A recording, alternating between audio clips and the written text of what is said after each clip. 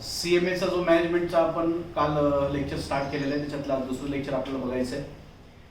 काल आपण planning, organising, staffing, leading आणि कंट्रोल हे कन्सेप्ट आपण बघितलेले होते. आज आपल्याला इंट्रोडक्शन पासून स्टार्ट करायचं आहे. मॅनेजमेंटमध्ये introduction, definition of management, management science, art and profession हे तीन कन्सेप्ट आपल्याला बघायचे. इंट्रोडक्शनमध्ये काय दिलेलं आहे तर मॅनेजमेंट प्रोसेस कशी वर्क होते. इंट्रोडक्शनमध्ये सगळ्यात पहिले सांगितले every individual person has to manage his individual problems. It is more common in group life as we find it in the business, factory, school, hospital, trade union, etc., as well as in the government. All organizations have some program or method for achieving their goals. Organization must acquire and allocate the resources necessary to achieve their goals. How successfully an organization achieves its goals, objectives, satisfies social responsibility, or both depends to a large extent on its managers. If managers do their jobs well, the organization will probably achieve its goals. Managers at every level plan, organize, lead, and control their organizations. Managers may be called as organizational planners, organizers, leaders, and controllers. म्हणजे जे काल आपण बघितलं होतं त्याच्यामध्ये आपल्याला हे लक्षात आलं की ऑर्गनायझेशन आपल्याला करायचं आहे, एखादं मॅनेजमेंट आपल्याला चालवायचं आहे, तर सगळ्यात पहिले ऑर्गनाईज करता आलं पाहिजे. ऑर्गनाईज करण्याच्या पहिले च्या सुरुवातीला आपल्याला प्लॅनिंग करणं महत्त्वाचं आहे. एखाद्या गोष्टीचं प्लॅनिंग करणं म्हणजे काय तर एखादा प्रॉपर जर समजा आपण प्रोजेक्ट करत असलो तर ते कसं कंटिन्यू करता येईल याच्यासाठी प्लॅन करायचं आहे. काल मी एक्झाम्पल सांगताना मी बोललो होतो की रामायण आणि महाभारत. आता जे महाभारत सिरीज चालू त्याच्यामध्ये जे कृष्णाला गोकुळमध्ये आणण्याची जी कंसाची जी प्लॅनिंग आहे हे कुठनं चालू झाली आहे तर कंस आणि त्याचे मित्र, त्याचे सहकारी, त्याचे टीममेट्स जे आहेत त्यांच्या सगळ्यांमध्ये सल्ला मिसळत होऊन हे ठरवत आहेत की कृष्णाला कसं आणायचं मथुरेमध्ये आणायचं गोकुळमधनं. मग सेम आपल्या एखाद्या बिझनेसमध्ये हे जे कोणी करत असेल त्याला आपण काय म्हणतो, एकतर ऑर्गनायझर म्हणायचे, प्लॅनर म्हणायचे किंवा त्याला लीडर म्हणायचे. प्लॅनर, ऑर्गनायझर किंवा लीडर किंवा कंट्रोलर. हे सगळं करत असताना एखादा बिझनेस आपल्याला कशासाठी रन करतो तर एखादा बिझनेस आपण प्रॉफिटमध्ये चालावा ह्याच्यासाठी रन करतो. असा एखादा बिझनेसमॅन कोणी आहे का की ज्याला बिझनेसमॅन व्हायचं आहे पण त्याला प्रॉफिट नको आहे. अशा बिझनेसमॅनला नॉट फॉर प्रॉफिट ऑर्गनायझेशन किंवा नॉट फॉर प्रॉफिट बिझनेस आपण त्याला म्हणू शकतो. पण एखादा प्रॉपर आपण जर बिझनेस घेतला, असा कुठला बिझनेस आहे का त्याच्यामध्ये त्याला लॉसच झाला पाहिजे म्हणून तो काम करतो तर नाही, बिझनेसमध्ये प्रॉफिट झालाच पाहिजे ह्या उद्देशाने सगळेजण काम करतात. त्यासाठी सगळ्यात पहिले काय झालं पाहिजे, ऑर्गनाईज झालं पाहिजे.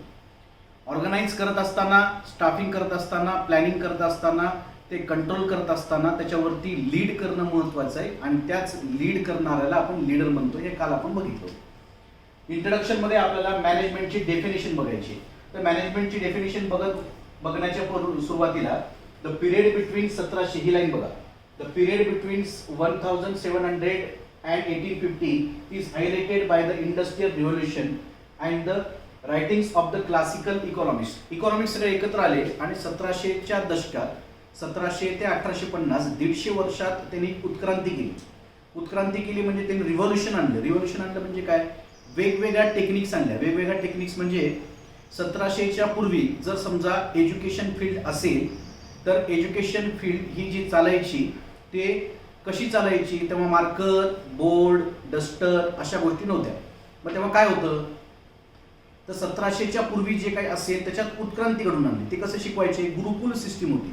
गुरुकुल सिस्टीम म्हणजे एखाद्या शिक्षकाच्या घरी जाऊन, त्याच्या आश्रमात जाऊन, तिथं जाऊन त्यांना ज्या विद्यार्थ्यांना शिकायचं आहे त्या आश्रमात जाऊन शिकावं लागायचं. एक्झाम्पल जर सांगायचं राहिलं की सांदीपनी नावाचे एक ऋषी होते. सांदीपनी ऋषीच्या आश्रमात जाऊन बाकीचे विद्यार्थी तिथे शिकायचे. आता रामायणाचा जर आपण संदर्भ घेतला तर वाल्मिकी ऋषींच्या घरी जाऊन हे सगळे शिकायचे. हे कसं शिकायचे तर त्यांना तिथं जाऊन त्या गुरुकुलमध्ये प्रत्येक गोष्टीचं कोचिंग द्यावं लागत होतं. आता तुमचं कसं झालंय, तुम्ही डे बाय डे रिव्होल्यूशन करताय. ऑफलाईन नाही आहे, ऑनलाईन प्रोसिजर आपण चालू केली. म्हणजे हे कधीचा शोध आहे हा 2000 जेव्हा टेक्नॉलॉजिकल आस्पेक्ट आपण इंडियन गव्हर्नमेंटने जेव्हा आपण अंमलात आणला तेव्हापासून हा आस्पेक्ट बदलला. पण 1700 ते 1850 या दशकात मी फक्त टीचिंग लाईनचं सांगितलं. सुरुवातीला जर समजा आपण पैसे देत असलो तर आत्ता पैसे जर देत असलो तर सुरुवातीला कसं होतं गहू दिले तर तांदूळ द्यायचे, that is called as barter system. मला जर गहू पाहिजे तर मी दुकानात जाणार, मी त्याला तांदूळ देणार, मी त्याला गहू देणार आणि त्याच्याकडनं तांदूळ देणार. This is nothing but barter system. वेगवेगळ्या रिव्होल्युशन, वेगवेगळ्या गोष्टींच्या उत्क्रांती ह्या 1700 ते 1850 ह्या दशकात घडतात. त्याच्यानंतर आपल्याला बघायचं आहे मॅनेजमेंटची डेफिनेशन. मॅनेजमेंटची डेफिनेशन बघण्याच्या सुरुवातीला there are 3 types of levels of management हा कन्सेप्ट राहिला आहे. 3 types of level of management कुठले कुठले आहेत? टॉप, मिडल आणि lower. Top level, middle level आणि लोअर लेवल. काय असेल? साधा कन्सेप्ट आहे. टॉप लेवल म्हणजे सगळ्यात वरच्या लेवलचे लोक, मिडल म्हणजे जे खालच्या लेवलचे पण नाहीत आणि वरच्या लेवलचे पण नाहीत असे मिडल लोक, आणि लोअर म्हणजे खालचे वर्कर्स आपण त्यांना म्हणू शकतो. काय आहेत ते मॅनेजमेंटचे लेवल आपल्याला पुढे बघायचे आहेत. फक्त बेसिक कन्सेप्ट तेवढंच त्यांनी तिथं दिलेलं आहे. आता आपल्याला बघायचं आहे definition of management. Number of मॅनेजमेंटच्या डेफिनेशन दिलेल्या आहेत.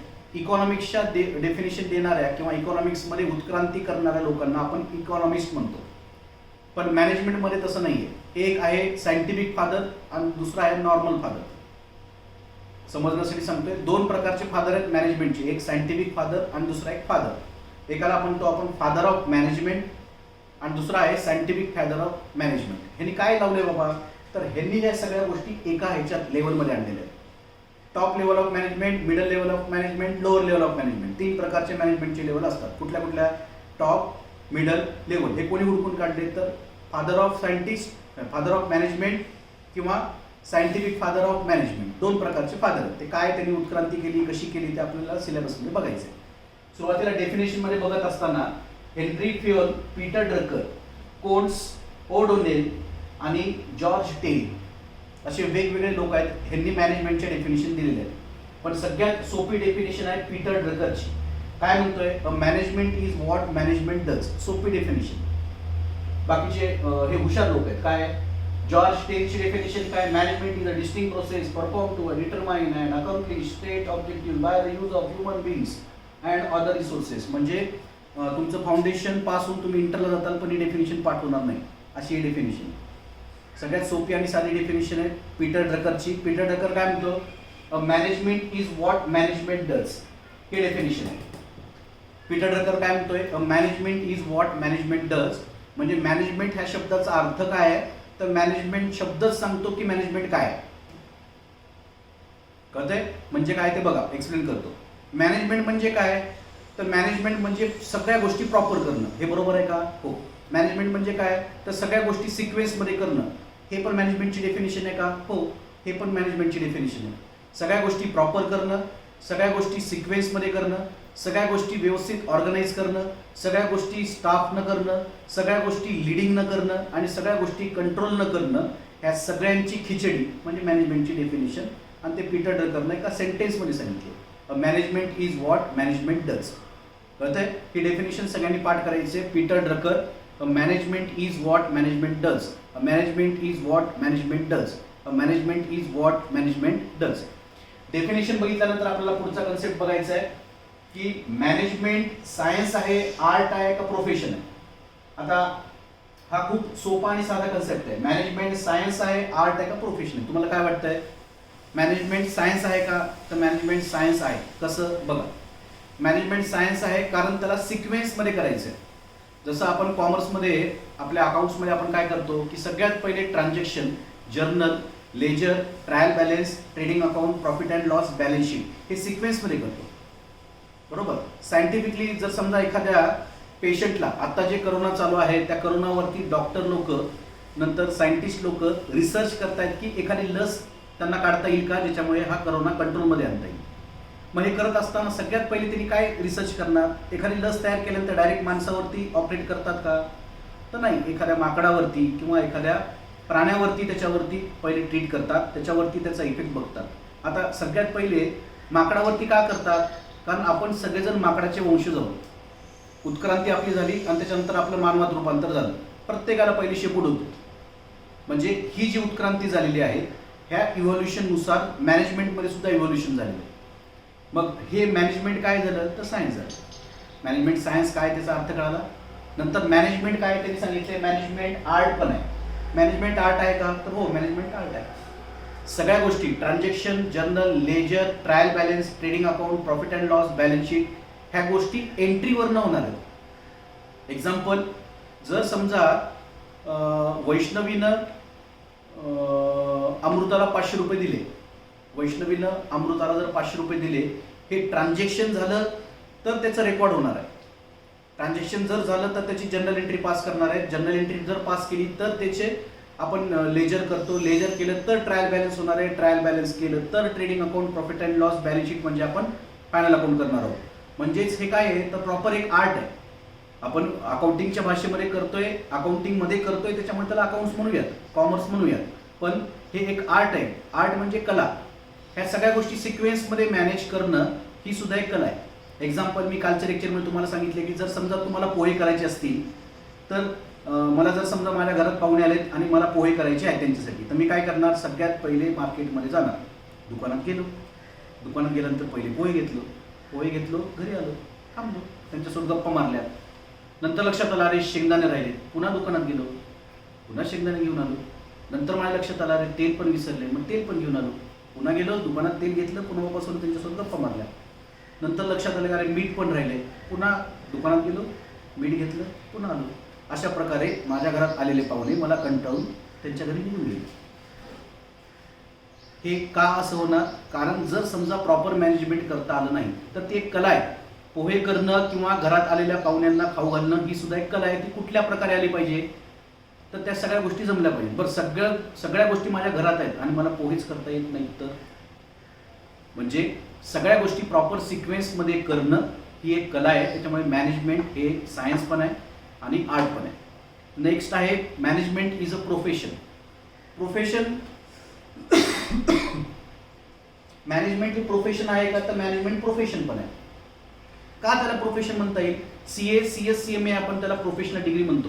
मग मॅनेजमेंट प्रोफेशन काय आहे तर मॅनेजमेंट हे प्रोफेशन ह्याच्यासाठी आहे, सगळ्या गोष्टी प्रॉपर सिक्वेन्समध्ये करत असताना, सगळ्या गोष्टी प्रॉपर लाईनिंगमध्ये लावत असताना, ज्या व्यक्तीला जिथं पाहिजे त्या गोष्टी तिथंपर्यंत प्रोव्हाइड करणं, ह्याला सुद्धा एक प्रोफेशन म्हणतात. जर समजा तुम्हाला सर्दी, खोकला आणि थोडासा ताप आलाय, सध्या त्याला करोना म्हणतात, पण जर समजा नॉर्मल करोना नसताना जर तुम्ही दवाखान्यात गेलात तर डॉक्टरला तुम्हाला सांगावं लागतं की मला खोकला आलाय, मला सर्दी आहे, मला ताप आहे, त्याच्याशिवाय तुमचा जो डॉक्टर आहे तो तुम्हाला गोळ्या देतो का?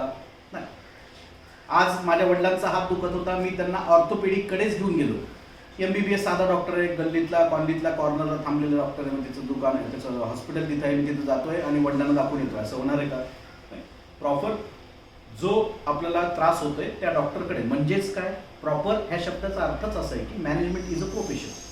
ज्या माणसाला जमते त्याच माणसाकडनं आपण ते करून घेतो. डिझाईन ही एक प्रोफेशन आहे. आता सगळ्यांच्या परिचयाचं असलेलं साहित्य एक्सपर्ट आहे, त्याची क्रिएटिव्हिटी डिझाईनमध्ये, ते कुठनं येणार आहे, ते काय येतं आहे त्याला, कारण त्याला त्याच्यात आवड आहे, म्हणजे त्याच्याकडनंच आपल्याला ते करून घ्यावं लागतं, हे त्याचं प्रोफेशन आहे.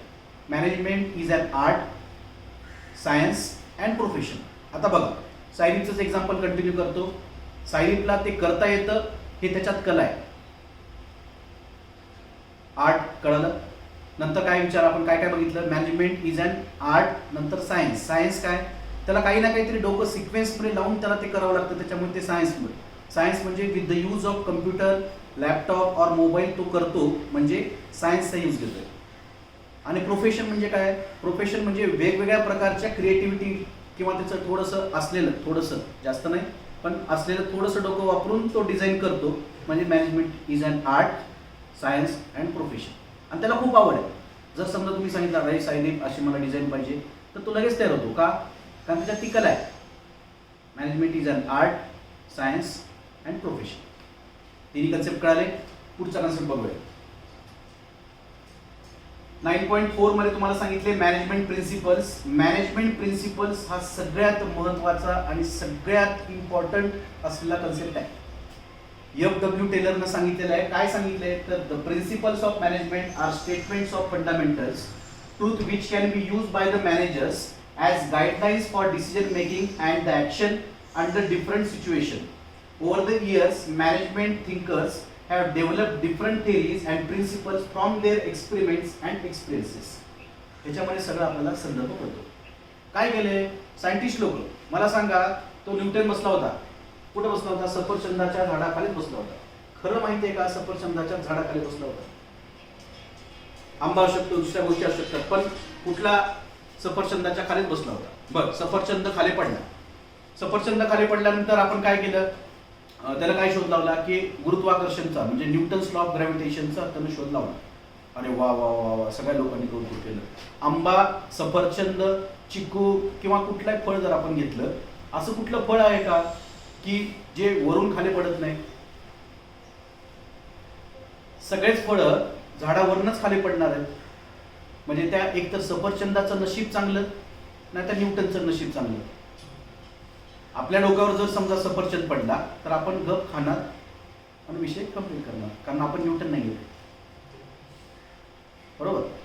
आता तुमच्या सगळ्यांच्या परिचयाचा असलेला आपला अभिषेक म्हणजे बच्चन, त्याच्या डोक्यावर जर समजा आंबा पडला तर 100% काही ना काहीतरी शोध लागणार. कसा शोध लागणार? आंबा, सर आंबा खाली पडला. बरं, मग तो आंबा क्लासवरती घेऊन येणार. सर म्हणणार, हे बघा मी तिथं बसलो होतो आणि झाडावरून आंबा पडला. आंबा घेऊन आला क्लासवरती. क्लासवरती आंबा आल्यानंतर म्हणणार, बघा सर हे कुठला आंबा आहे? हापूस आहे. हापूसमध्ये रत्नागिरी आहे का देवगड आहे? मग मी त्याला म्हणणार, अरे हापूसचा आंबा कसा असेल? आपण पुण्यात राहतो पिंपरी चिंचवडमध्ये, तो आंब्याचं झाड हापूसचं इथं कसं लागेल? नाही. मग केशरी आहे का? म्हणजे वेगवेगळ्या प्रकारचे जेवढ्या आंब्याच्या कॅटेगरीचे नाव आहेत तेवढे सगळेजण घेणार. शोध लावण्याचा बच्चन बऱ्याच वर्षापासून प्रयत्न करतो. 6 वर्ष झालं मी बच्चनला ओळखतोय. जवळपास जो काही प्रयत्न करतोय आज न उद्या शोध लागत.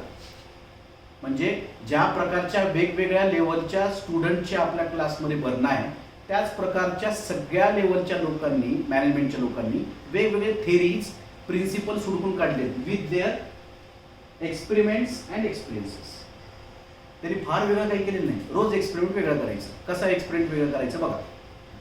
आज तुम्ही आपले लेक्चर बघितल्यानंतर एक काम करा, दूध आणि दही मिक्स करा. काय होते ते चेक करा. दूध आणि दही मिक्स केलं तर काय होईल? दूध आणि दही मिक्स केलं तर एक तर दही होईल, नाहीतर दूध आणि दही मिक्स केलं तर ताक पण होईल ना. आता मी सांगतो, दुधाची क्वांटिटी आहे 5 लिटर आणि दह्याची क्वांटिटी आहे अर्धा किलो. मग हे जर समजा मिक्स केलं तर काय होणार? ताक होणार. म्हणजे जेवढे एक्सपेरिमेंट करतात हे सायंटिस्ट लोकांना काही काम नसते. दिवसभर एकच काम करतो, दिवसभर एकच. सायंटिस्ट जसं रोज रिसर्च करतोय, अशा साईडनं अशा स्टाईलनं आपण डिझाईन करून तसं रोज रिसर्च करतोय. नवीन त्याच्या ज्या टेक्निक्स आहेत, त्याची जी हुशारी आहे, त्या सगळ्या गोष्टी एकत्रित करून बिचारा सकाळपासून रात्रीपर्यंत त्याच्यात अभ्यास करत असतो. एक्सपेरिमेंट करतोय की हां हे असं करता येईल का, तसं करता येईल का, विथ हिज एक्सपिरियन्स.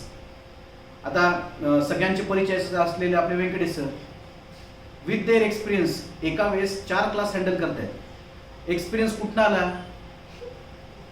सगळ्या गोष्टी हँडल करायच्या ह्या गोष्टी कुठनं आल्या? ह्या सगळ्या गोष्टी हँडल करण्याच्या गोष्टी विथ देअर एक्सपिरियन्स आणि एक्सपेरिमेंट. हेच लोक सायंटिस्ट करतात. हेच लोक मॅनेजमेंटचे सायंटिस्ट करतात. इकॉनॉमिक्सचे सायंटिस्ट त्यांना इकॉनॉमिस्ट म्हणायचं. मॅथमॅटिक्समध्ये शोध लावला, शून्याचा शोध कोणी लावला?